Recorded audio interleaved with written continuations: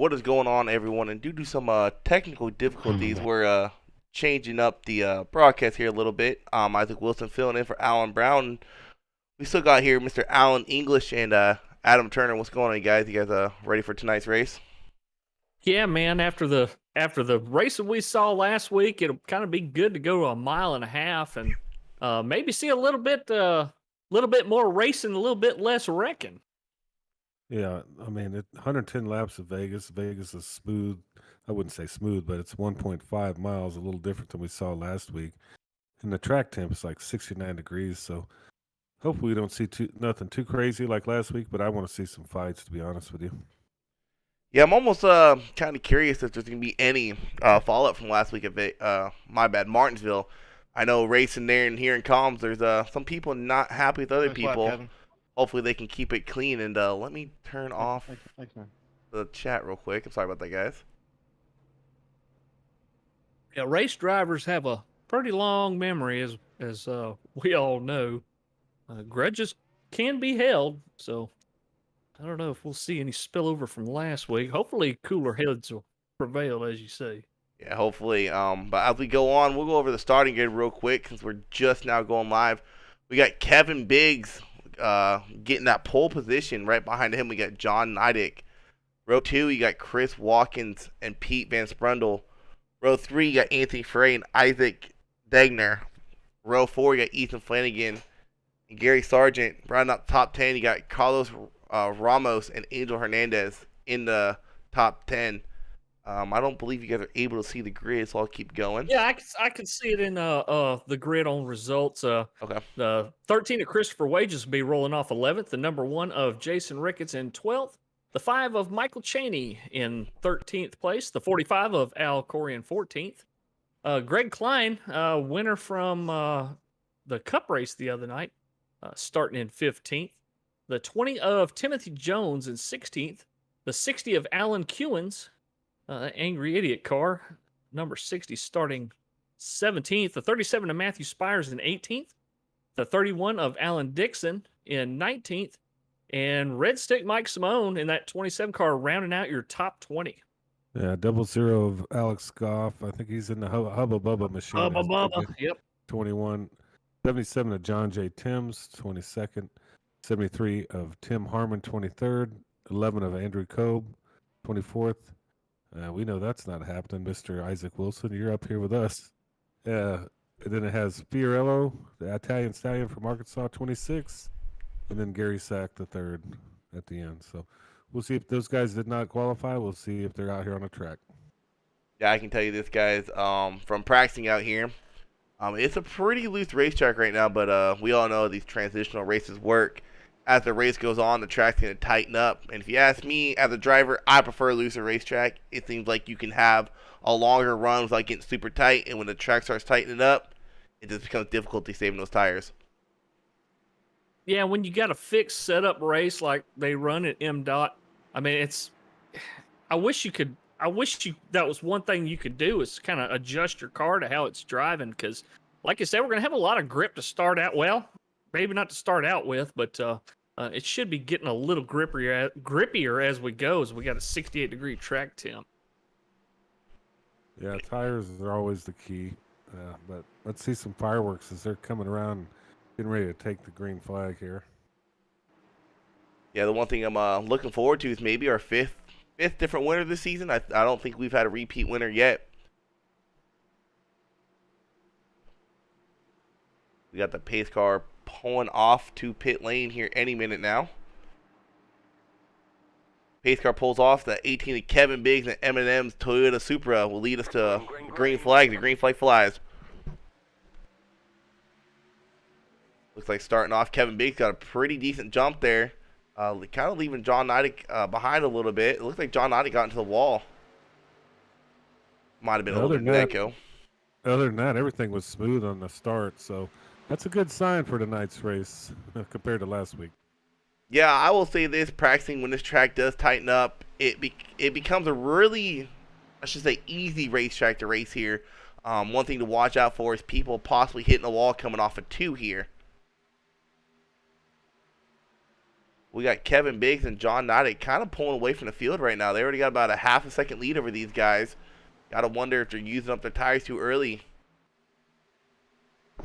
Yeah, a few of these drivers out here today are notorious tire savers. I mean, they'll be look like they're putting around here, but saving them tires, especially that right front.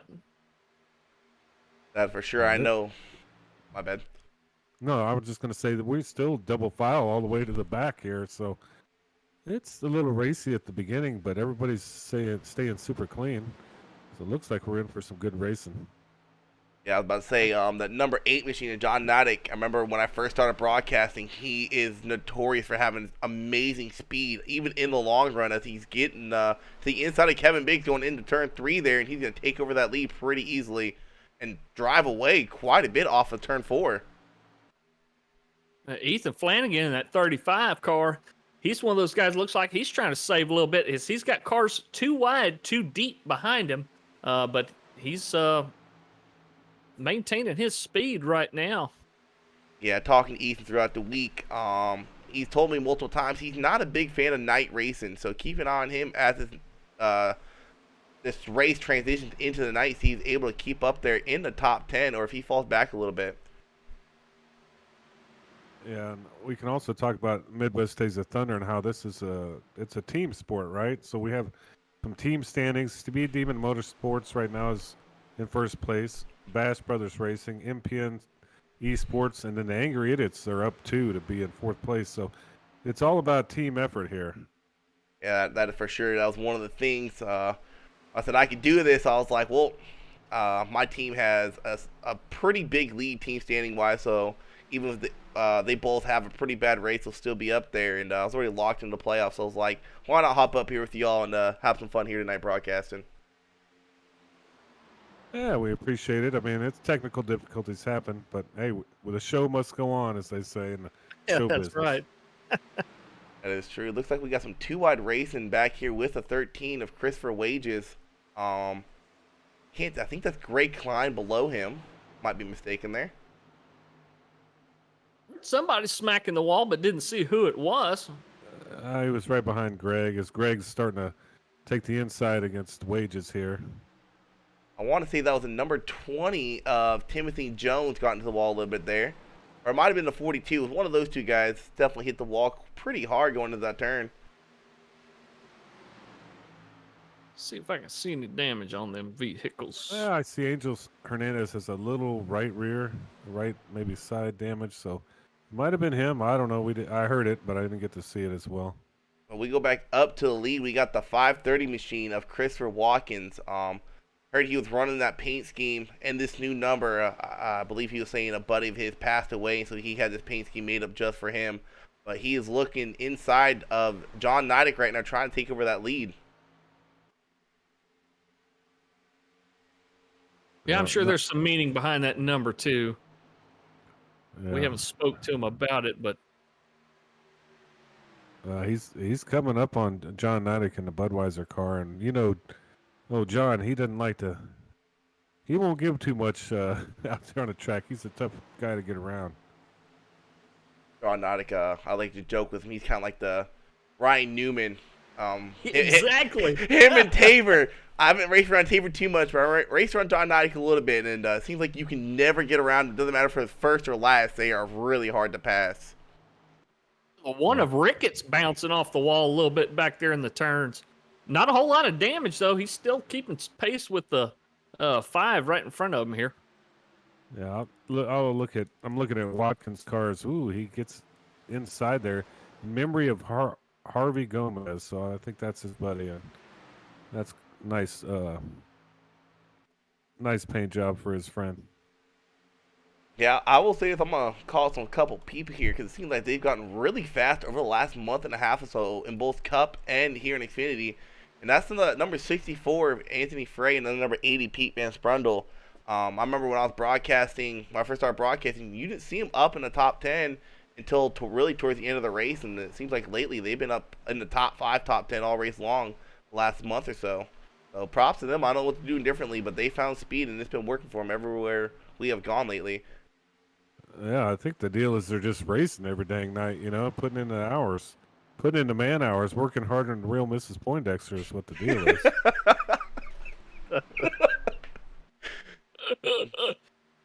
Hey, when you get me and Turner, you're gonna get all of it. Yeah, we gotta. We I'll tell go you that. back up to the lead.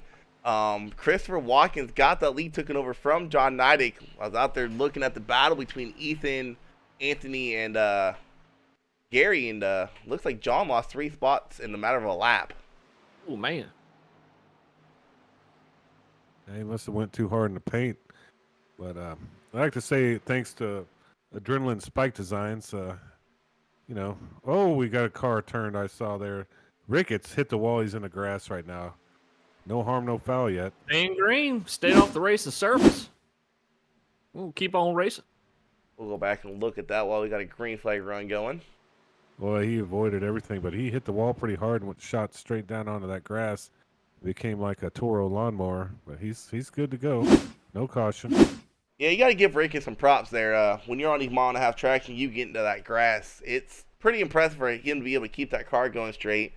But I think that's all just a product of these tires getting worn out, and they wear out fast here at Vegas. Not as fast as a place like Atlanta, but you'll definitely feel it at this point. Yeah, it's a good thing they don't have the little hills right there in the tri-oval infield right there like they got at Daytona. Yeah, he bounced a little bit, but he wasn't plowing up giant divots or anything.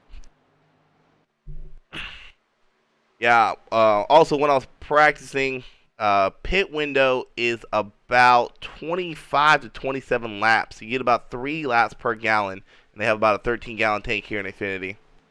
Yeah, 70% fuel, and we got 110 laps, so that's good insight into this because I had no clue. As I'm watching John Nidek, he got passed by Ethan Flanagan. It looks like he's trying to make a run on him. Good little battle there in the 5th position. I'm seeing a little bit of right side damage on that number 8 machine. That must be what got him to slow down a little bit. Almost contact there between Ethan and the number 90, but they're able to stay off each other there. How important do you think aero is here? I mean, these guys are doing, what, 185? Something like that? Oh, I mean, it has to play into it pretty heavily. Oh, a place like this for sure. Arrow and as you see here, Kevin Biggs and I'm gonna call him Sammy Watkins, Chris Watkins here, kind of sticking together. Another thing here is you try not to run in that dirty air behind the guy. If I was racing tonight, you would see me up a lane or below a lane. The guy in front of me trying to stay out of that dirty air, saves tires a little bit more. Because when you're stuck behind a guy, like you see here, the number 18 of 530, that 18 is actually wearing his tires out more than you would think being in that dirty air. Yeah, because he's getting all that downforce pulled off of his nose, and you're having to compensate by putting more and more wheel into it. That's inside baseball information there. That's speaking Chinese to me. I just drive it till the wheels fall off. That's why I'm up here. You have 5% on your right front tire as you're notorious for doing. Yeah, that's why I'm up here. I retired.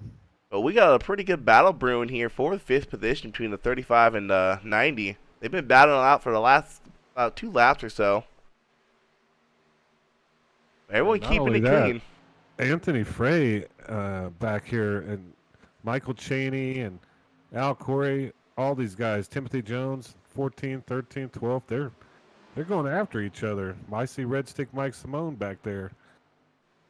Good little battle. I got to ask you guys, I listen to the broadcast when I race just to get an idea of what's going on, just kind of intel. Where do you guys come up with nicknames for some of these guys? Like Sneaky Pete, what do you call him? Red Stick Mike? Well, yeah. Red Stick Mike's from Baton Rouge, and from my state of Louisiana. And Baton Rouge in French means red stick. That's just what they named the town, so he's Red Stick Mike. And the other ones we just kind of, it just rolls off the tongue. I don't know. It's probably the beer. I don't know. It sounds pretty good, and we try to make it stick. That's where we come up with them. Already getting a few comments. Oh, the 20 and the 64 got together. The 20 got in the outside wall there in the tri-oval. It's like we're staying green though. Wow, we got some 64 comments. Kind of got up in there to him.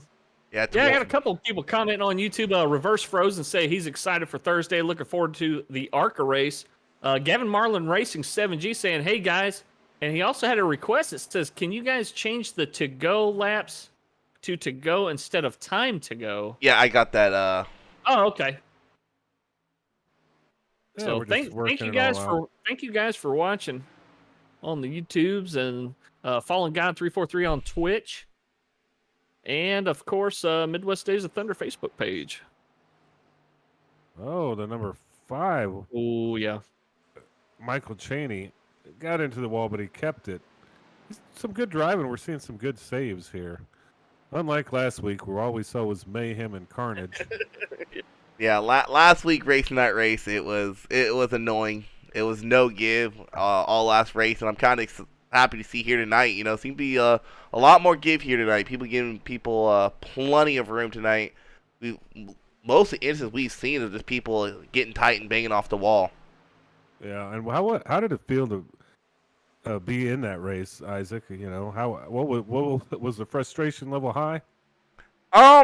I actually kept kind of calm even after I got spun. You know, it's Martinsville, and it was Compare, and I've raced around Compare before, and I knew it wasn't intentional. It's just a product of Martinsville.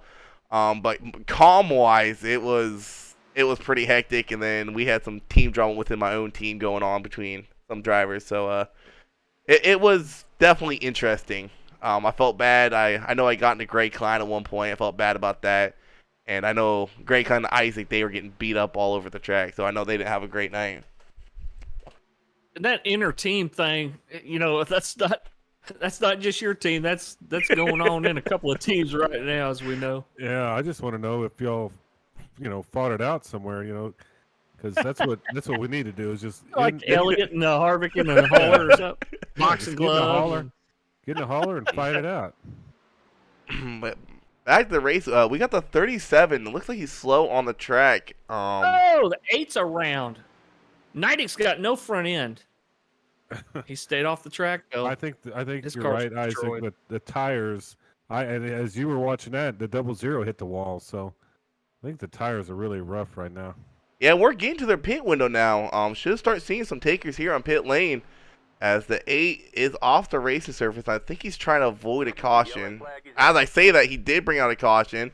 And knowing John, that wasn't intentional. He was trying to do everything he could to prevent a tow and prevent the caution from coming out. So big break for a lot of these guys, knowing they need fuel and those 4 fresh sticker Goodyear tires. Yeah, Matthew Spires was actually in the pits as that happened, so hopefully it doesn't trap him. But perfect timing because they're all going to need tires and fuel. Yeah, it is perfect time for Matthew if he didn't go a lap down, but he went a lap down, so that's gonna actually hurt him. Actually, he scored 2 laps down at this point. Yeah, I think he got trapped a little bit, but hopefully he can get back. They have one fast repair, so you can make up ground a little bit, but you definitely want to stay at least one lap down or 2 laps down at minimum. I'm glad you mentioned the fast repair because some of these guys with very minimal aero damage, do you bother even using your fast repair yet? Do you want to save it? Do you want to let them guys hammer on it for a minute and, you know, maybe lose a little track position? What do you do here? That's a tricky question because we have had what was a 25 green flag run, and if you stay out with that damage and you're, you know, let's say half a second slower starting off, it's going to hurt you long run speed, and you might not get that position back, but yet again, you don't want to use it and then have a caution come out and you get involved in a wreck and be done for the race. So it's a tough call this early on. Yeah, and I think these guys bounce those questions off their teammates. You know, your teammates kind of act like your crew chief, and you communicate, you know, to each other what you think is best for all of you. So all of them have a plan. We'll see if they can stick to it to the end and win this thing. If they're my teammates, they're more than a crew chief. They're my venting because some of these races get to me. Yeah. Yeah, there's a lot of complaining about other drivers. Oh, yeah. Not lie in those team chats, but hey, it's all fair in love and war, right? I mean, for the most part, everybody here gets along. Midwest Days of Thunder, great series, great league. We're adding truck series, so it's a really cool league. And even though we had a rough one last week, it looks like we're gonna have a good one tonight. Yeah, speaking Mike of that, Simone's up 9 spots here. Sorry, go ahead, bud. speaking of that truck series, I'm actually broadcasting that the first season, and I'm looking at the schedule. I'm really excited for that schedule. We got 3 dirt races, counting the championship race, Yeah. and a couple cool road courses I've never even heard of. I actually had to go on iRacing and look them up, and I was looking at the layout. I'm like, man, I kind of wish I was racing this truck series. Did you say the championship race is on dirt? Charlotte Dirt. Yeah. Holy crap. That's going to be fun to watch. It's going to be very, very unique, and hopefully you get a lot of viewers into that. I think they're running Bathurst even. Yeah. Yeah, I Well, think so. while we're on the caution, we can go to truck schedule real quick. We start off with Daytona, then we go to Mid-Ohio. Really fun course to run in trucks, not anything else if you ask me. Then from there we go to Auto Club, then North Wilkesboro. Then they're off for a week. Then they go here to Las Vegas, Eldora Dirt, Mount Panorama, I think that's how you pronounce it. Yeah. I looked that up, and that looks like a really fun track to race. Then they go to Richmond, Bristol Dirt, Kansas, Martinsville, Road America, Nashville Fairgrounds, Brands Hatch, and then they go to the playoffs. Kitchen sink. What's up? Everything but the kitchen sink, man. Then we go to the What a playoffs. schedule. We go to Charlotte, Dover, Charlotte Dirt, Watkins Glen, and then Knoxville. So there's actually 4 dirt tracks on the schedule next season, or for the first season.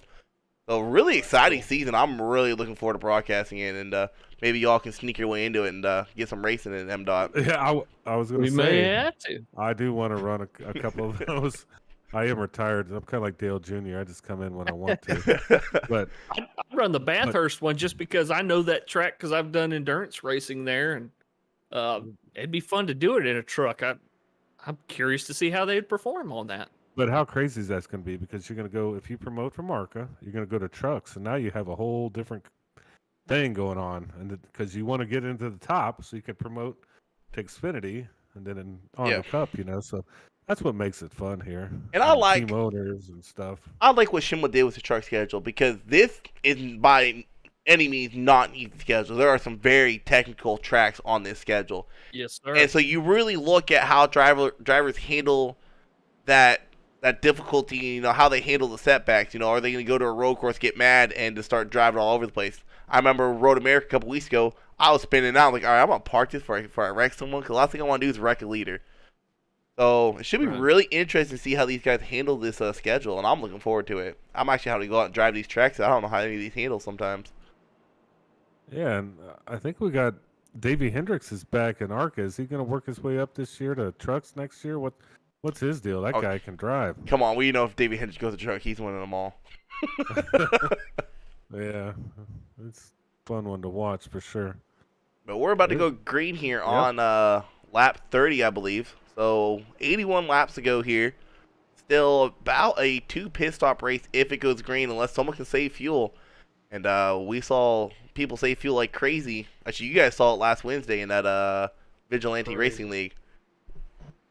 Oh yeah, big surprises in that one. Yep. We'll be going green here with, I keep saying Sammy Watkins, Chris Watkins and Kevin Biggs leading off in that front row. As Kevin gets a pretty good jump there. He's going to beat Chris to the line.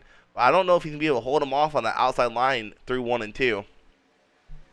What's your preferred line here? Do you want to be on the outside on a restart, or do you prefer the inside here? On restart, wrong, Chris. Kevin is able to beat him out of the turn, so maybe the outside line is the line on restarts. I know when I was practicing, his tires wore out, I was hugging that wall. I was running the Kyle Larson line. Gotcha. Oh!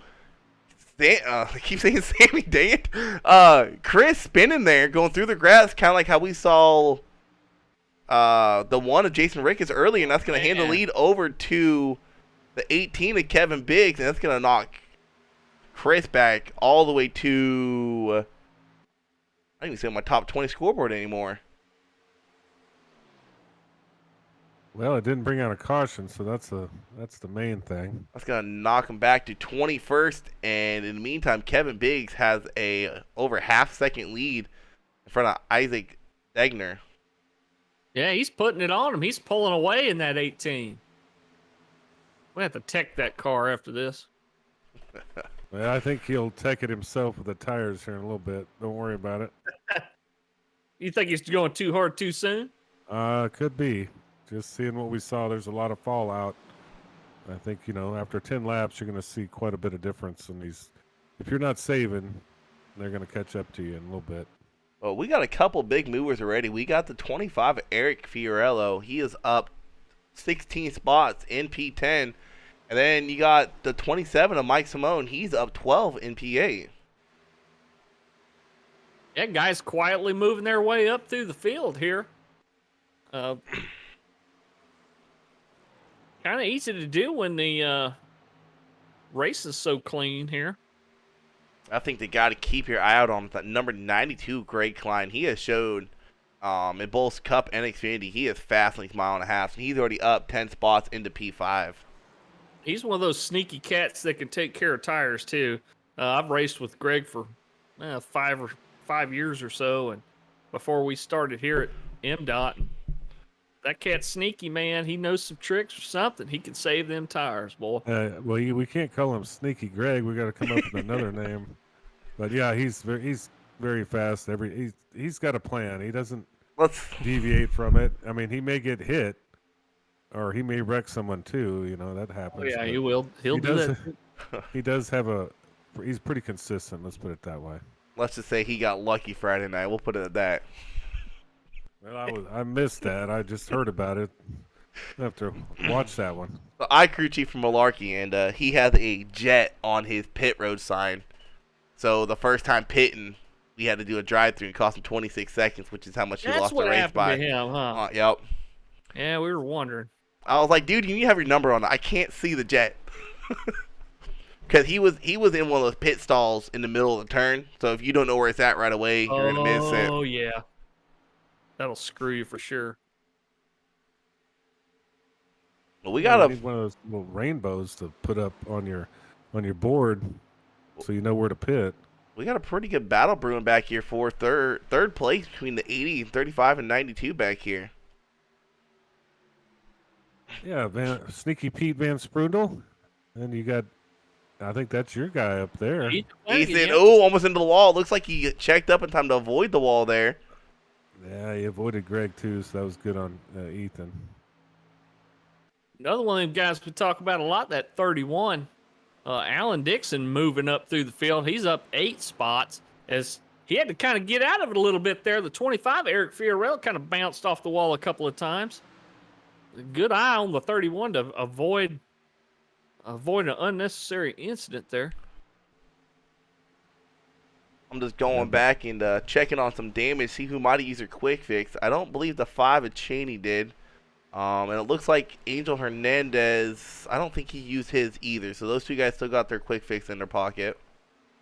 90 definitely did not. He restarted with damage on his right rear. Yeah, when you got damage like that in the right rear, from my experience driving these Xfinity cars when we were racing at Chicagoland, that right rear, the rear damage really didn't affect you too much. It's when you bang that wall and hurt that right side tire, that's when it really gets you start getting tight a lot quicker than you want to. If anything, that right rear damage might help loosen you up a little bit. Yeah, that's true. It could. I mean, we hadn't talked about it, but Isaac Degner sitting there in second place, got quite a bit of lead on third and fourth. We'll see how that plays out here as these laps keep clicking along. Yeah, Kevin Biggs is definitely showing them he is the car to beat here tonight. A 1.5 lead over that second place car, the 98.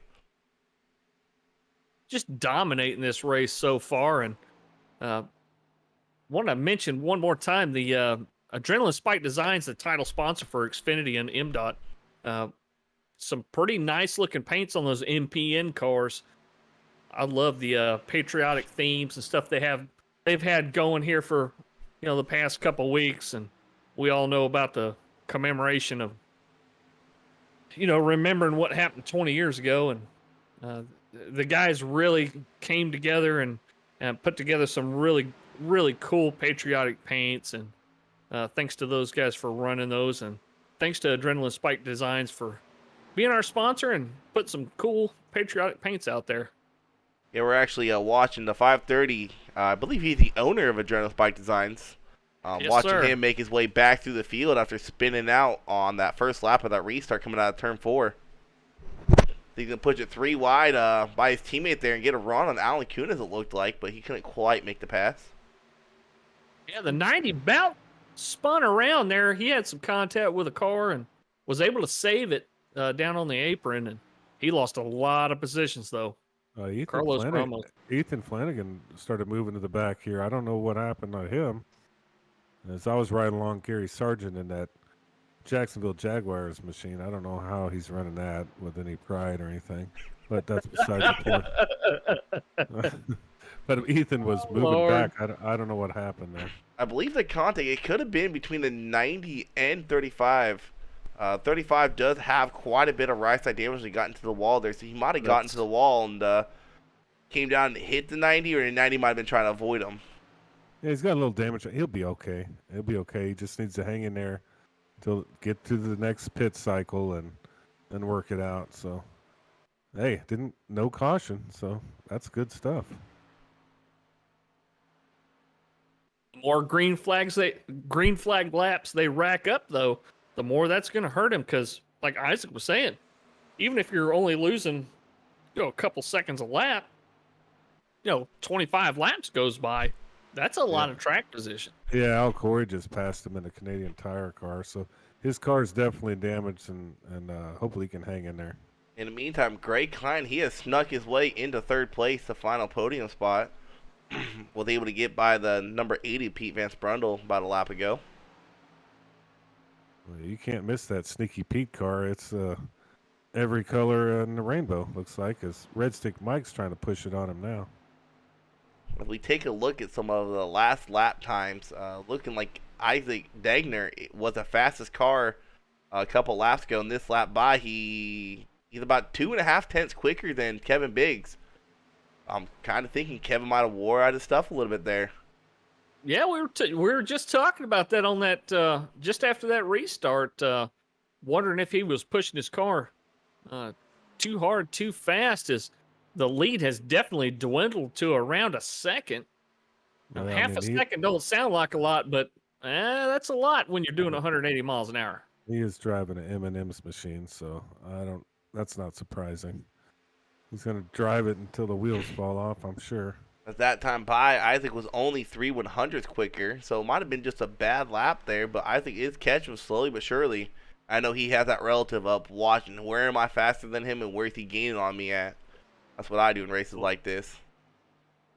That's such a useful tool to have, looking at that relative and keeping track of exactly what you said, where guys are faster than you and where you're better than them and what line are they running? Can I take that line away? Those are all things that kind of go through your head when you're sitting there looking at all the numbers while you're trying to drive a race car at 180 miles an hour.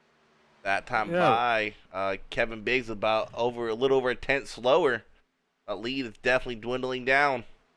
Well, look at this battle here for 4th, 5th, and God almighty, they're going after it. Red Stick Mike's making a move on Pete Van Sprundle, and then Gary Sargent and the Jaguars.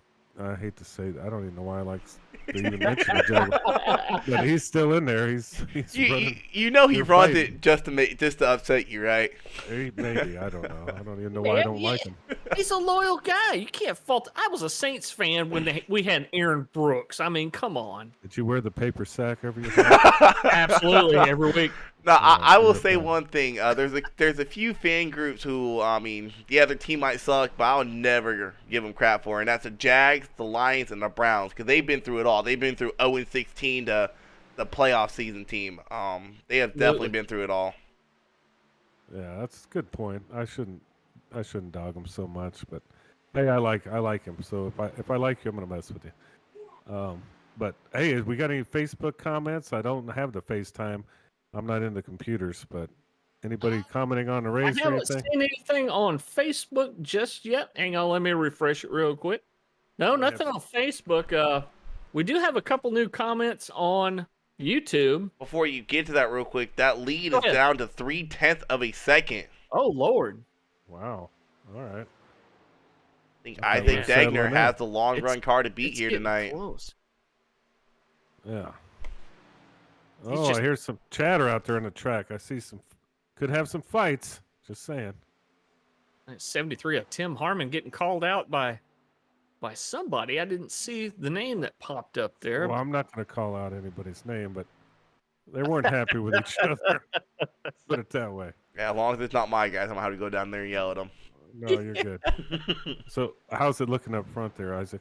Still 3 10-second lead. We'll take a look at the last lap time here. Last lap, looks like the times are starting to get a little bit closer, but Isaac Degner a little bit under a tenth faster that last time by. Yeah, We're we starting to should get be into the 32-second range at this point. Should be getting close to our next pit window. So anything cool on the comments? Anybody want to Yeah, fight? Any family? you know, all the talk about the truck schedule got these guys looking at it. Gavin Marlin saying he's ready for the trucks to get on the dirt tracks. Of course, we know he runs some dirt track in real life. Reverse Frozen saying the truck schedule In the meantime, looks insanely fun. you got Isaac diving down low below Kevin Biggs going into turn 3 trying to take over that lead. Isaac actually was the fastest car on track that last time by. Oh yeah, good battle for the lead. Good call on that, and they're gonna battle it out this lap. Looks like. I love to see close racing like that on a big mile and a half like this with lots of room to pass. And this is a pretty wide track for a mile and a half where you can run several different grooves here. Yeah, other than Charlotte's my favorite track to race at. It doesn't matter if I'm in ARCA or trucks. This is, I would probably say, my second favorite track to race at. I'm kind of bummed to get a race tonight, but I wanted to make sure everyone at home had a show get put on for them as Isaac completes the pass for the lead. Oh, look for Isaac to start driving away as he has been the fastest car on track for the last 2 or 3 laps or so. Yeah, if I knew how to hit buttons and stuff, we could have let you race, but we're just the dumb guys talking. Yeah, we're the dumb guys talking. The brains of the operation. I don't blame you guys. It took me about a month and a half to learn this SDK and learn all the tricks and trades. I'm still trying to figure it out. I got to figure out how to do point standings for ARCA for playoffs. A good battle, 3, 4, and 5 here. Gary Sargent in the Jacksonville Jaguars car. Oh man, 27 and 28 side by side here. They've been doing a lot of side by side. Faithfully, I might add it. Take her in the pits. John J. Timms is coming down. I think he needs tires. I might be wrong on this, but I don't believe there is a team with 2 drivers in the top 5. I think the top 5 are all different teams. Oh, I think you might be right. Makes it even more fun. I mean, because going back on that team aspect, I know you guys saw it at Daytona, me and Ethan working together. Doesn't really matter what track we go to. Team aspect plays a big role. I know at Martinsville, me and Gavin working together, making sure we had time to get the inside lines. That was the preferred line at Martinsville. So it doesn't matter if you're short track, road course racing, or a mile and a half racing. That team aspect comes in handy for sure. Look at Al Corey coming up from 14th place on the grid. He's in 4th spot right now. Right there, pretty close to Greg Klein in 3rd. Yeah, Al Corey This battle for the lead is not over. Al Corey running about 2.5 seconds quicker than Greg Klein right now. Wow. Yeah, he might have had Greg might have had a bad lap or something, but that's a lot of time. That's there. a lot of time lost. Like you said, Kevin Biggs and Degner, they're still having a battle up front. Another guy to keep her eye out on that 530. He has made his way back up into 8th spot after that spin on turn 4. But he's moving his way up the track, and actually he's running about a 10th and a half quicker than the leaders right now. Yeah, Reverse Frozen talking about trying to get pulled into the truck series from ARCA. For those of y'all watching that don't know, Midwest Days of Thunder runs a progressive league. So everybody starts out in ARCA, and you work your way up eventually to Cup if you're good enough. So if you're looking for a racing home and you like progressive racing or progressive, series and the team aspect of the whole thing, check out Midwest Days of Thunder on iRacing. Visit their Facebook page. Check out the streams. Most of the races are broadcasted, so your friends and family can watch, or you can go back and watch after. It's a lot of fun. Check them out. This battle for the lead is really heating up as Kevin Biggs is able to get to the inside of Isaac.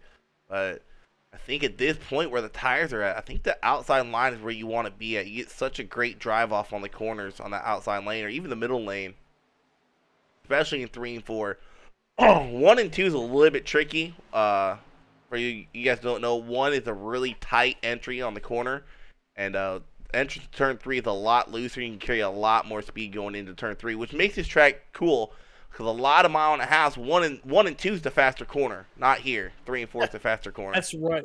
Turn 1 freaking blows my mind at this track. I've never been able to figure that out. Yeah, it's different. When you go to mile and a half, you're thinking, oh, I got that tri-oval to help my momentum carry me in the corner. No, it doesn't work like that here. Not here. That's right. Might as well be a stop sign up there somewhere. A little bumper action there by Kevin Biggs. Yeah, I guess they're just trying to see who's going to fold first and take the pit, would be my guess. They're just going to keep running it until they're out of gas, maybe. I mean, if I'm Kevin, you got time to play around with your lines, figure out what works best for you. At this point in the race, it's like, hey, what's going to work best for me later on in the race coming towards the checker flag? Where can I pass this guy? Because you got a 3.5 second, almost 4 second lead, the guy in third. So it's just experimenting at this point. Kevin Biggs gets into the wall a little bit there. That might have been a little bit of the net code. It don't look like there's any damage on him. Yeah, it didn't slow him down too much as well, so it could have been. This one we thought Kevin Biggs had P-laid that right front tire. He's starting to come back as the tire wear situation is kind of leveling out, isn't it, Isaac? I would say it is. I think Isaac caught him at the right time, was able to get that pass on him right before it leveled off. I think at this point, Isaac and Kevin are kind of feeling the same effects of tire wears. We have some takers at pit road. A lot of guys have pitted. Just a couple guys that call out. Ethan Flanagan pitted about a lap ago. Andrew Kolb, he came to pit road around the same time. Matthew Spires, Alex Goff, they've all pitted. Jason Ricketts came to pit road. Some guys that call it were kicked out pitted. So difference in pit strategies playing in effect here. Yeah, they're in. I would have told you, but I was digging in my cooler. Sorry about that. I know I'm the pit guy, but Yahtzee. As we look at this one of Jason Ricketts, and this is going to show you guys how important these fresh tires are, as he is on the outside line flying by those two leaders, as 98 and 18 are coming to pit road. We'll see if he can get down to speed in time. 50 miles an hour is the speed limit. I believe he got there just in time, and that's going to put the 92 of Greg Klein into the lead. This is where communication is very important from these drivers, letting the people behind them know, hey, I'm trying to come into the pits, I'm going to be slowing down, staying down on the inside. It's kind of a bear getting that thing slowed down. What the pit speed limit here is 50 miles an hour. So what are they doing in the corners there? About 130? And then they got to back it all the way down to 50. Like 160. Oh, man. That's and this is a very tricky pit lane to enter. You just saw Greg Klein was make a mistake. It fools you because you have that entrance lane going to pit road, but you cannot get on your brakes here. You'll be on your brakes as you're turning down. If you're not careful, you can lose it. We saw Greg Klein make a pretty good save there, was able to keep it going straight. It is a very tricky road. Missed it, and he's going through the grass because he missed it. He locked his brakes up, went sideways, and completely missed pit road. That's going to kill him. Trying to figure out who is the leader right now. Everyone's coming to pit road. I believe it's Gary Sargent. He is pitting this time. That's going to put the 530, I believe, in the lead. See, once they cycle around here, did Greg Klein already pit? Greg Klein's coming out of pit road now. Okay, cool beans.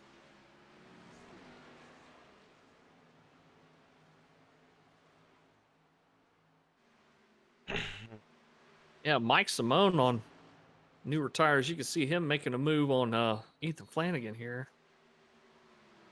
Ethan pitted about 3 laps sooner than these guys, and this is a track, if you ask me, short pitting really isn't an advantage because you lose that tire grip so quick here. That's right. It levels out so fast that you can do more on the track managing tires than you can coming into the pits, if that makes any sense. Yeah, but it does look like Ethan Flanagan did use a quick fix, so hopefully he can keep that car clean. This is coming from a biased team owner aspect. Yeah, that's right. Because he's only got one, We can't have any bias up here in the booth, guys. I mean, yeah. All right, last time I checked, aren't you both angry idiots? I hope those Oh guys no, are- not anymore. No, not no more. Yeah, you're right. No, not anymore. Oh, I got fired? I didn't know. But because No, I know, you retired. It's the same Oh. thing. I know if there's one guy out on track you're wanting to win right now, it's that 92 of Greg Klein. I'm tired of his ass. He spun me so many times in our other league. Nah, it was good to see Greg get a win in Cup last week. But the thing is, these Cup guys, when they come down and race Xfinity, they're going to make some team points, I believe, but I don't think they're going to be able to race for an individual championship. Is that correct? For this season, I know if you are a Cup driver coming down here to race, you are racing just for driver points. You cannot race for team points. I'm Okay, I wondering. did it backwards. I'm wondering if they're going to change that a little bit since we will have. I might be wrong on this. I do not believe we will be having anyone move up to Xfinity because of that Truck Series starting, and I know we're going to have quite a few guys moving up to Cup. So I'm wondering if those Cup guys for next season can come down and race for team points. That should be interesting to see how that works out as the season draws to an end. I might be wrong, but I'm almost positive the way they have it working right now is ARCA is going to trucks and then Xfinity. Gotcha. Well, I mean, we got 20 cars on the lead lap. That's pretty good for a 1.5 mile track this deep into the race. So This deep and green flag pit stops complete. All the greens, yeah. I think we just need to do more 1.5 miles for Xfinity. John J. Timms, the MPN car, the blue MPN car, the 77 with the American flags all over it. He's quietly up into the 7th spot from starting in 22nd. He's right behind his teammate and team owner and series sponsor, Chris Watkins, in the 530 car, sitting there in 6th. Yeah, he's snuck his way up in that top 10. We haven't called him out really at all tonight. He's been keeping his car clean and staying off the wall. So pretty cool seeing that guy up front. New guy to this series. I believe this is only second season here in Mdot. He raced one season in ARCA last season with us. Really cool guy to race around. I've never had issues with him. Races clean, gives you plenty of room. So really cool guy. That's the kind of people they're looking for. People to move up into the next series. And as Taver Mowry mentioned the other day, that attitude has a lot to do with it too. I mean, they're not necessarily looking for superstar, win every race kind of Davey Hendricks type guys. They're also looking for guys that race clean, that have good attitudes, that aren't going to cause a lot of drama and problems that Adam Turner might enjoy. But I would. it's more than just being fast. It's being consistent. It's being safe. It's being courteous, and that's what they're looking for in what team owners are looking for when they're wanting to pull guys up. Yes, I know. You can speak to that as a team owner. When I built my team for this season, I wanted guys on a faster course, but I wanted guys who wouldn't cause me a lot of issues. I wouldn't have to be dealing with admins week after week after week. Guys who could race clean. I mean, everyone's gonna make their mistakes. We're not professional drivers, but it's how often do you make mistakes? Are you doing it weekly? Are you doing it every caution? How often are you evolving the caution stuff? That's what I look into as a team owner. I mean, you can be the slowest guy on track, but if you're out there racing clean, you have a good attitude, and you're not mouthing off to the admins, I'm like, hey, I'll bring you in. I'll teach you, way I race the track and help you out. Yeah, and that's what the deal is here. You can make a lot of good friends just by, sharing secrets, sharing tips, and having fun. This is a simulation, not a game. Oh, 28 got into 98. That was not pretty. Ooh, he saved it, though. What a piece of driving by Isaac Degner to save that thing from smacking the wall coming out of two. Jacksonville Jaguars just, hit. That was wild. Degner did save it. Good on him. Yeah, he did. You think he's real happy right now? I don't know. Probably not.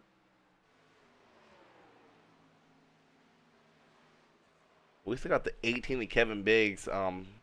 Really building a bigger lead because that contact with that second place driver of Isaac Degner up to a almost 4-second lead right now. If there's any guy out on track, that is the one guy praying for no caution right now. He's setting the cruise right now. He's set the cruise control and probably eating a sandwich and just trying to maintain a decent lap time. He's not looking to break any records right now as he's trying to take care of them tires now. Yeah, that's the time right now for him is to save tires. Don't drive it too hard. Yeah, Kevin Biggs is always fast and super, or not super, well, there it is, mile and a half tracks. I remember last season broadcasting, he had a couple of tough breaks between internet connection and iRacing and their packet loss issue that they still haven't figured out for some reason. But he had quite a few races. He was running top 5, and it was just kicking him out. So pretty cool seeing him up there up front, being able to stay in this race and show these guys what he's made of. I don't believe he's in Cup yet, though. Be interested to see how he does in Cup if he moves up there. I tell you what, if he keeps up the Kevin Truex act, or Kevin Truex, oh my God, Martin Truex, if he keeps that mile and a half thing he's got going, dominating at these kind of tracks like he knows how to do, he's going to do well in Cup. He's going to do great. Where'd I get Kevin Truex? Where the hell did I get that from, Adam? That's a new one. Yeah, I don't even know what you're talking about. It's almost like the Park guy, whatever, Steve Park or Steve Park. Rest in peace, Steve Park. I don't know where you get it from, but you get it. It must be the water in the bayous down there. Yeah, it's that brain-eating amoeba. I think it's already ate half of my brain. I'm still partially functional. I think that's the Miller High Life. Yeah, switch to light, you know. Yeah, that's good. So we got the 27. I'm looking at Mike Simone right now. He is currently our biggest mover. Actually, correction, that'll be the 25 Eric Fiorello, up 16 spots. Eric Fiorello sitting back there in 10th place. He moved up real fast, real quick. But as soon as he got to about 11th, 12th place, really kind of hit a wall there, I think. May have been a tire thing. I don't know. But still top 10 right now from 26. You still got Kevin Biggs leading this race, and he's coming up on lap traffic here. Should be interesting to see if this lap traffic puts up a fight. Guy he's coming up on is still on the lead lap. I know if I'm out on track, I'm trying not to go a lap down, but once I'm already a lap down, I kind of get out of the way. It's no point in fighting to stay a lap down. But it should be interesting to see what Anthony Frey does here in a couple laps or so when the 18 catches up to him. Actually, what a game plan for the 18 could be, smart game plan, I do it quite a bit, is when you start catching up to lap traffic and you're in that pit window, you don't got to deal with them. Yeah, I mean, I guess that's a strategy. I don't know. I just don't think that much out there when I'm racing. That's part of my problem. But, I mean, this series, Xfinity, we've had 46 drivers race at least one race in this series. Isn't that amazing? I think we had 26 entries tonight, so great series, lots of cars, good car count, a lot of guys show up, and it's a heck of a time. Yeah, I officially. Go ahead. What are you saying, Adam? Are you one of the guys playing checkers out there, or everybody else is playing chess with their pit strategies? Yeah, no, I'm the checkers guy. Yes, for sure. King me, baby. Yeah, I'm listening to my teammates when I'm out there, but I'm not very smart with everything else. But yeah, 35, 27, and 37 were 3 wide there for a little while. As Ethan gets the better part of the deal there.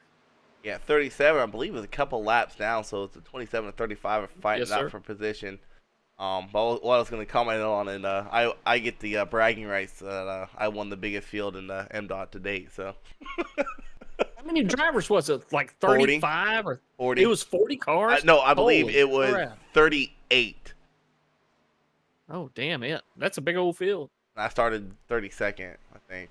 Yeah, and as you previously mentioned, a lot of those guys are going to move up to Cup.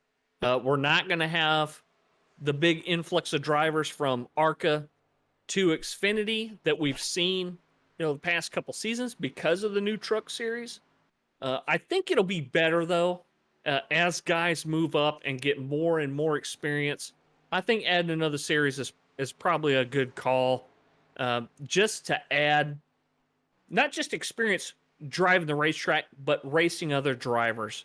and getting used to the people that are around you in this league. As Adam likes to say all the time about, get to know your neighbor and that kind of deal. Yeah, we got some guys coming to pit road already. You got Pete Van Sprundle, Isaac Degner, he came to pit road, and Anthony Frey came to pit road.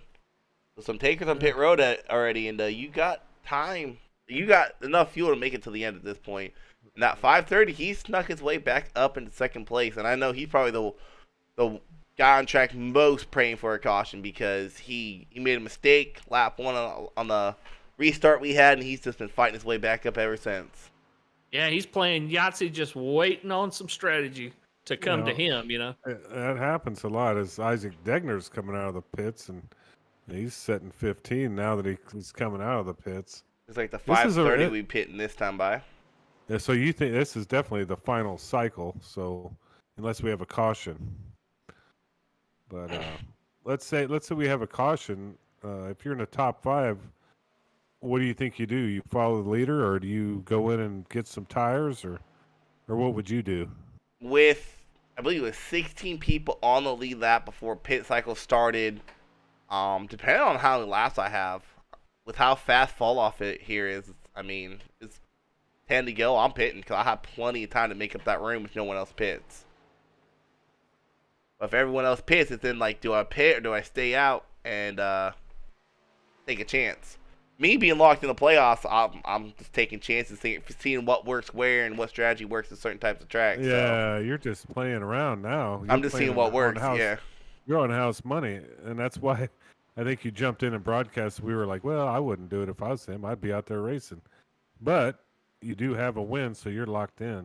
So yeah, I appreciate you. I'm sure the people appreciate, getting broadcasted and everything. So the show goes on, and good job for you coming up here tonight. Yeah, I'm pretty. Even if I didn't have a win, I probably would have still came up here. I mean, I think we still have like 5 races left this season, and I've been, other than the road course race, I've been top 10 every race. So I was like, why not?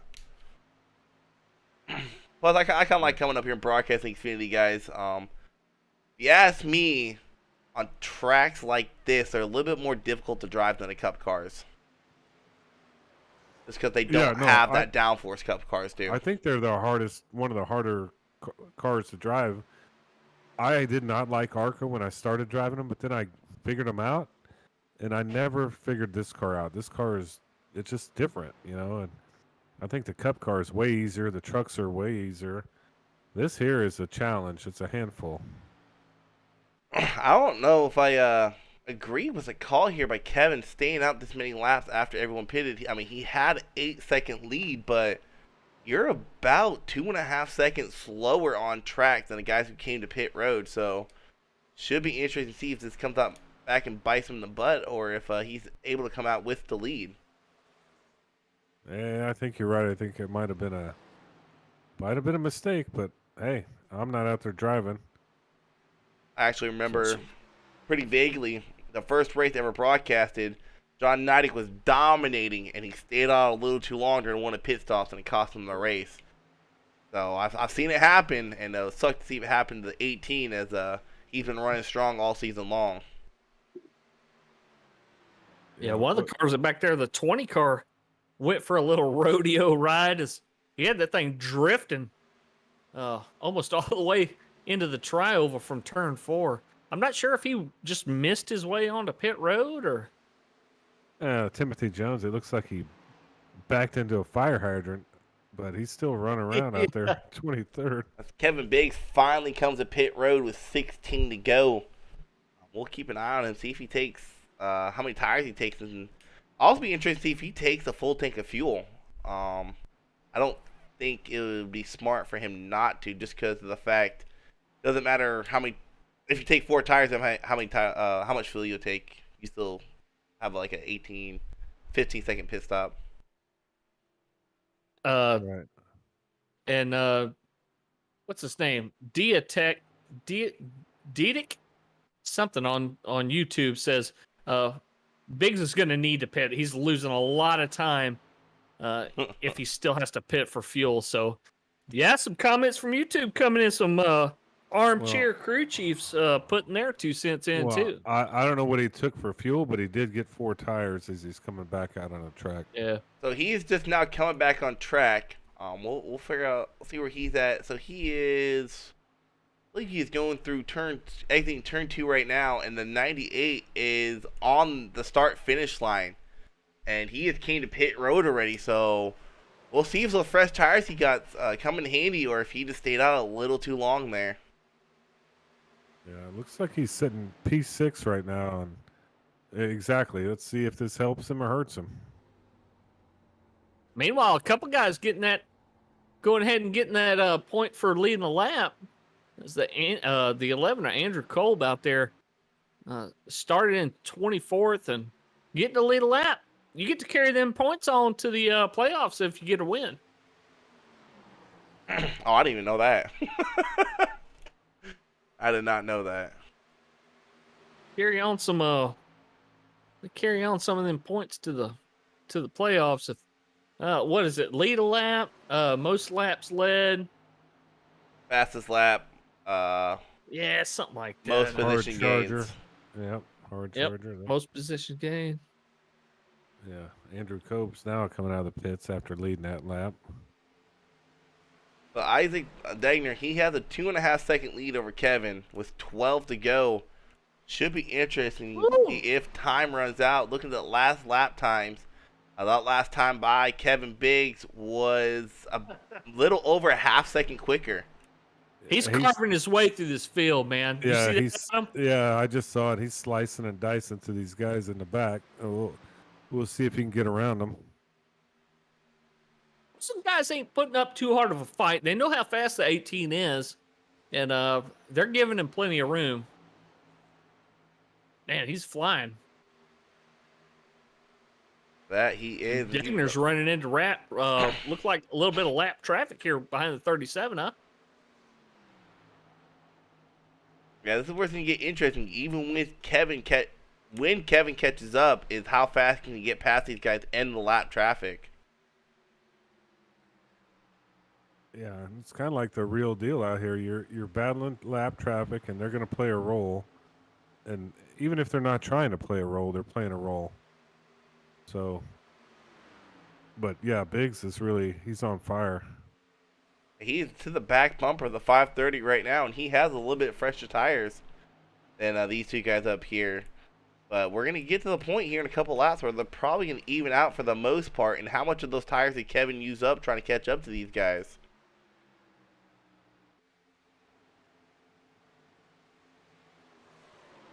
This is a three-way battle for the lead right now. It took us to lap 9, but we got a really good battle for the lead at this point. Ooh, and Isaac gets into the 530 of Chris Watkins there.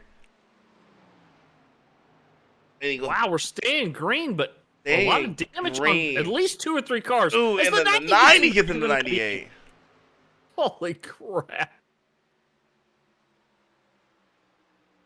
Oh, calm down, guys. There's still a little bit of racing left. Kevin Biggs is loving this, though. He's way out front now. I can't hear race comp. I'm pretty sure some people are not happy right now. I wouldn't think so. I've got it turned down, but I can still hear some of it. I heard a sorry. But that's about it at this point. Taylor would be on here if he was race control and be like, that's your one.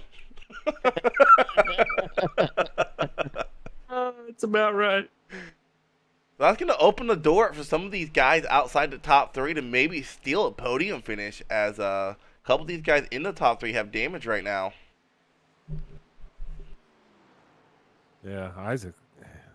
He looks kind of sideways in the back end of that thing. He's still running third and moving up a little bit. Yeah, but he has that clean race car of Greg Klein sneaking up behind him. I was about to say, oh, Mr. Mad Eats, Greg Klein looks like he's going to pass him here with no problem. I think he's actually still putting together pretty competitive laps at this point. He's able to keep up the same pace Greg Klein had that last lap, but he's about 5/10 off of the leader, Kevin Biggs. Yeah, I think he's just having to work for it more with his car. And keep him Greg moved away from him. And keep in mind, folks, everybody watching, September is National Suicide Awareness month. So if you know somebody that's having problems, stay in touch with them. Let them know there's people out there that care. SuicidePreventionLifeline.org has a hotline as well. It's 1-800-273-TALK. 1-800-273-TALK. That's 8255. So we all know somebody that's been touched by this, and suicide's never the answer. It doesn't solve any pain. It just passes it on to somebody else. So keep that in mind this month, September, Suicide Awareness Month. Also going on that, might be wrong on this, but I'm almost positive they also have tips on there on what to look out for if you feel like someone Yes, sir. that is going through those struggles right now, what to watch out for, and stuff like that. So if you see someone struggling, I know it's hard to ask a question, but go on there and look, so that way you don't feel like you're breaking their bubble. Like, hey, they're showing this, and this sign. Hey man, are you feeling okay? Do you need to talk? Never hurts to reach out to someone. Always be up front with them. Ask the hard questions. Are you thinking about hurting yourself? It's hard a hard thing to do, but it could save somebody's life. But we are down to 2 to go, and Kevin Biggs has a very comfortable lead, about 9 seconds. He has to make 2 more turns, and he'll get that white flag, and it doesn't matter if a caution comes out or not. He will win this 110 lap race here at Las Vegas. Yeah, Greg Klein's worked his way up to second with just ease, almost over what you call him, Sammy Watkins here in the 530 car. It's that last name, man. It's that last name. You're thinking football. As long as Greg can hold on here with this lap traffic, he should pull out a P2. If he's able to hold off that P3, I gotta ask him, like, are you a Chiefs fan by any chance? Actually, no, he don't even play for the Chiefs no more. He plays for the I can't think who he plays for right now. Hell, I don't know. Kevin Biggs coming out of turn 4 with ease wins this race here tonight. You gotta wonder how close it might have been if there wasn't that contact between the 98 and the 530. With a great Klein easily pulling away with second place. Yeah, 98's not happy, probably finishing 4th here, but Chris Watkins in the 530 finishing where he started, right there in 3rd spot. He's got to be content. Yeah, Imagine he's not thrilled, but content. Yeah, Isaac Degner, he ends up finishing P4, and around that top 5, you got Mike Simone. Ethan Flanagan comes in P6. Alan Dixon comes in P7. Al Corey, he'll wind up P8. Alex Goff will be P10. Angel Hernandez will wind up P10. And your biggest mover for the race looks like it is going to be Mike Simone up 15 spots. Great. What a great finish for Mike in that 27 car. Starting in 20th spot. Moving all the way up the board there. Yeah, it looks like, he had a hell of a run. Eric Fiorello, though, looks like he may have moved up 16. I'm not sure. Well, he moved way up and then he lost a few. I'm not good at math. He was up 16. Eric Fierro's up 10 spots. It's showing he's scored in 16th place. It's a computer thing. Okay, yeah. I'm looking at iRacing results. Y'all are looking at the SDK. Yeah, it's always different. I wish that's one thing I wish they would kind of fix is either way, get that SDK to match up with what iRacing scores. We didn't have a bunch of cautions, so I'm happy with it. Good racing. No kidding, man. Yeah, Eric Fierro then got the hardest charger. He finished in 10th spot. Yeah, so good for him. Angry at it. So, hey, good clean race, guys. That was definitely a lot better race than last week, that's for sure. They almost did what Cup did, and we almost had back-to-back green to checkered, but I can't remember what the incident was. I think it was the 8 had spun out and was trying to get it going again. Yeah, he was trying to get it back up on the track, and as soon as he crossed over that white line and started to get back up on the track, there were some cars coming, and iRacing said, "Well, the speed difference is too great," so they threw the yellow. It definitely wasn't intentional, like you said, Isaac. You're absolutely right. That was not intentional. He did not deliberately bring out a caution. He was just trying to stay safe and trying to stay low, and iRacing still threw it. Yeah, we got our couple podium finishers waiting to talk to us. If you guys want to pull up old Chris Watkins and P3, maybe we give him a little shout out. What's going on, Chris? Oh, not much. Man, I'll say all race long, I was calling you Sammy Watkins. All right, man. Well, first and foremost, congratulations on that P3. I know there's a little bit of contact between you and the 98. It seemed like a racing incident. Good, hard racing at the end of the race. Talk us through what's going on during that race, and talk us through. I know you told me earlier what that number meant, and go ahead and talk us through that number and the paint scheme runner tonight. Well, I want to thank the admins for allowing me to change numbers so quickly throughout the year. I had a buddy pass away yesterday morning, and this is kind of a memorial paint for him. He helped me get started in racing, and kind of the 530 are all the numbers he used to run. So I kind of incorporated all that together. And Harvey Gomez, this one was for you, buddy. Yeah, real emotional thing, and I'm sure your buddy's looking down on you right now, saying, thanks, brother, for doing a little bit of something to honor his life. And it's always difficult losing a friend. And you raced great today. We really enjoyed watching you run. Talk a little bit about the restarts that we saw out there tonight. What was your preferred line? Were you one of the guys that like restarting on the outside, or was the inside better for you? I didn't see where you restarted on that caution that we had. Just wondering what your thoughts were.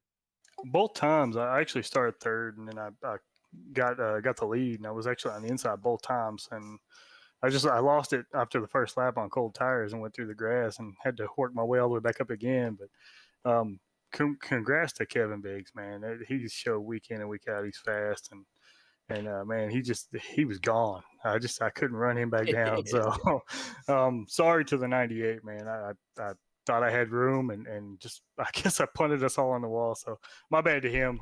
Good racing to everybody. That was a blast. Yeah. Hey, good job. Started third, finished third, and sorry for your loss, and congratulations on the podium. Thanks, guys. Thanks for broadcasting. This was a great fun race. No problem, man.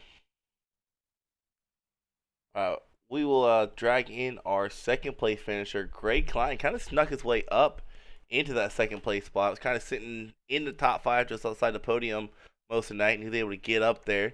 What's going on, Greg? Hey, how you doing? Hey, man. Second place finish there. That they kind of got a little lucky there. Contact between the 530 and the 98 kind of put you in that second place spot. What do you think you could have done differently pit strategy wise on that really long green flag run we had to end that race and maybe be in contention to win the race? Man, I don't know if I had anything for Kevin, but I just figured to run it all the way to the end, see what happened. Once the leader started going, I went. But I was really just trying to save my stuff all night. It's all about saving tires here, because long green flag runs kind of make you do that. I'm glad you brought that up, because I was bragging on you towards the beginning of this race. I said, watch that 92. If there's anybody on this track that knows how to save tires, it's the 92, because raced with you for a long time. And I know that you're one of those guys that the value of it, save early and run faster late. And it definitely showed today. And it was fun watching you run. Didn't quite make the win, but you did come up 13 spots or so. Oh, yeah, I'm not mad at second. And I kind of burned my stuff up on that first run. I went a little hard out there at the beginning. But after that, I kind of got in a good groove and was able to really start saving. Well, congrats on the P2, Greg. Yeah, I got a new name for you. It's the Iceman, smooth as ice. I mean, you won last week at on the Cup Series. Now you're P2 in this series. Hey, Just As long as it's not the cold. Iceman, because I'm spinning out all the time. I He- can't No, deal you're with you're that. cold. You're cold and calculating. he got lucky The Friday. Iceman. Me and Malarkey couldn't find our pit boxer. Hey, Well, hey, Mhm. smooth as ice. I knew that was going to come up. Hey, dude. Hey, good run. Congratulations, P2. Yeah, I appreciate it, man. That was fun. I had a good time. yeah, it's definitely fun to broadcast. A good green Yeah. flag running compared to last week. Definitely a good change. Hopefully Oh, that keeps yeah. going I throughout think, the season. man, last week I got caught in every single caution, I think. But man, this was a whole lot different story. Well, there's only 30 of them, so that was fun. This was a fun race to watch, and congrats, P2. Yeah, I appreciate it, guys. All right, we will bring up our winner here, Kevin Biggs, and if I'm not mistaken, he got P2 last week, so a couple of really good races there for him. What's going on, Kevin? What's up? Hey man, way to follow up a P2 at Martinsville with a win here at Vegas, and you definitely were probably the most dominant long run car. Question I got for you is, what did you do differently that second run on that green flag run we had? Because that first run, I think was able to get past you and for first place, but it looks like that second run you did something a little bit differently there to keep that lead and keep it going. Yeah, I was kind of riding around saving a little tire, and I seen Isaac, and he was close enough, so I let him get up to me, and I wanted to see how the car would handle with if I was put in a situation if I had to pass somebody on old tires. So I was kind of just dancing with him for a little bit, um, and then that last run, I ran my line, and I didn't try to save any tire. Yeah. Isaac Wilson here in the broadcast booth mentioned that exact thing. He said, these guys are up here experimenting right now. He said, these guys are trying to figure out how their car handles in traffic and with the arrow and everything. And it was impressive, your run today. You definitely did the 18 number proud tonight. What did you think about that restart? I know you started on the outside, I think, on that first restart. Talk us through that. Yeah, I was on the top. I forget his name. He was on the bottom. He was leading, and I think I came out of two, and I was a little bit loose on cold tires, and I looked up coming out of four, and he looked like he shot down the pit lane, and that's unfortunate because I mean I think it would have been a damn good race if me and him and a few others could have been out there at the end, but I tried to just. It seemed like when I rode behind him on the first green flag, my car was a little tight behind anybody, and then if I got out in fresh air, it seemed like it didn't have any problem. Oh, so you're doing a little bit of sandbagging, sounds like.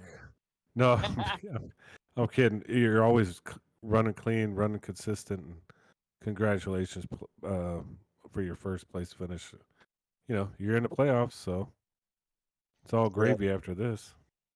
yeah, that's what matters. Got the W out the way, and I Mm-hmm. can focus on the next one. All right, man. I'm gonna let you give any shout outs if you want to give shout outs at this time. Shout out to you guys for broadcasting. Y'all do a great job.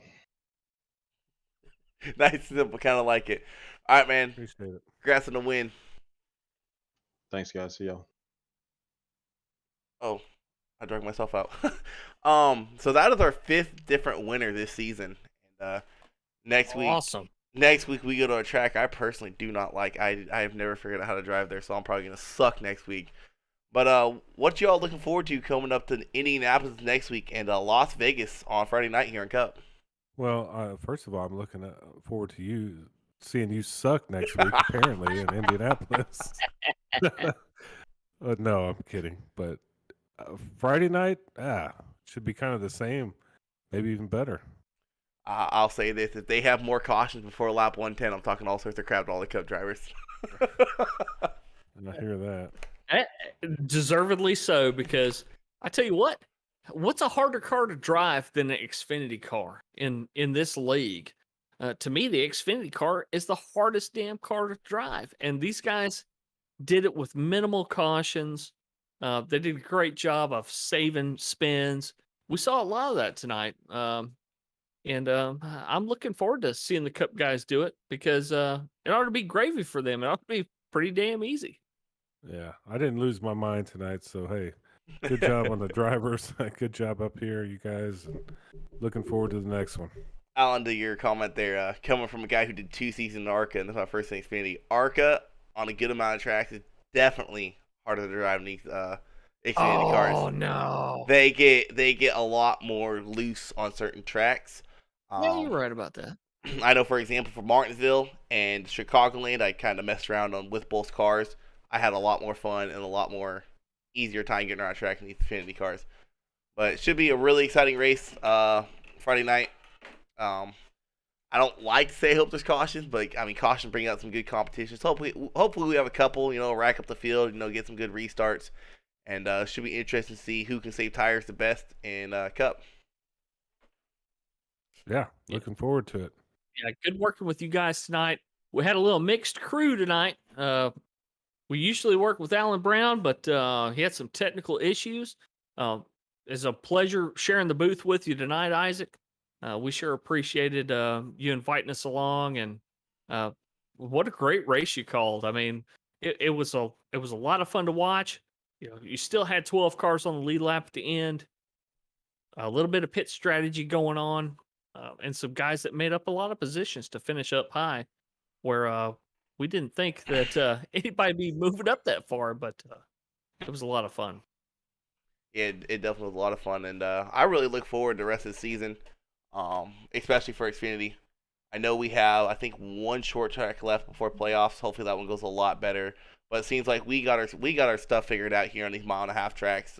This tonight in Chicagoland were some really good racing, and then we go to a 2.5-mile track in Indianapolis next week. So looking forward to some really great racing the rest of the season. But in the meantime, these guys will be broadcasting Friday night with Alan Brown. Hopefully gets his stuff figured out Friday night. If not, I will probably fill in again Friday since I'm crew chiefing. And then Thursday night, don't forget we have ARCA at 9 p.m. here at Las Vegas. So tune in then and catch you all next time. We gone. See ya.